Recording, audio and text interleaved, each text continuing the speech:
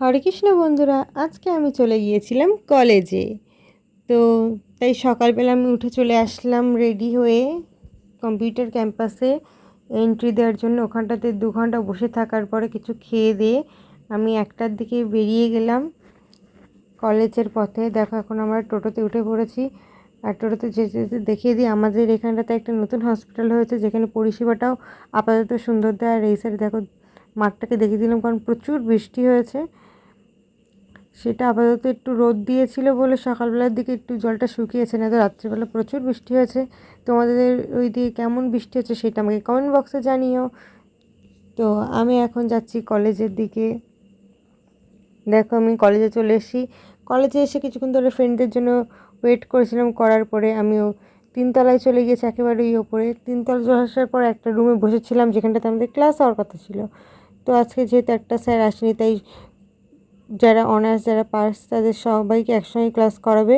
তো তাই আমরা পরে অন্য রুমে চলে গিয়েছিলাম। এখানে দেখো আমার একটা বন্ধু ফ্রি ফায়ারে মত্ত, আর একটা বন্ধুর অবস্থা দেখো ফোনে ভিডিও গেমস দেখতে ব্যস্ত। সব কটা ফ্রেন্ডরাই ছিলাম আমরা এই রুমের মধ্যে। আমরা কিন্তু ফ্রেন্ড কম না, আমরা অনেকটাই গ্রুপ, আমাদের গ্যাংটা অনেক। তো দেখো এখানটাতে অনেকটা বেঞ্চি ফাঁকা রয়েছে, আপাতত যারা রয়েছে সবাই আমাদের ফ্রেন্ড। তারপরে ক্লাস শুরু হয়ে গেছিলো, গিয়েছিল বললাম তোমাদেরকে। তো ক্লাস চলতে চলতে ভিডিও করেছি, জানি না কেউ কিছু দেখেছে কি না, কারণ এইসব বোকা বোকা কাজ দেখলে তো সবাই হাসবেই, তাই না? তারপর ক্লাস করার পরে আমি 4টের সময় নিচে নেমে আসলাম, যেহেতু আমাদের ক্লাসটা ছিল 3টে থেকে 4টে পর্যন্ত।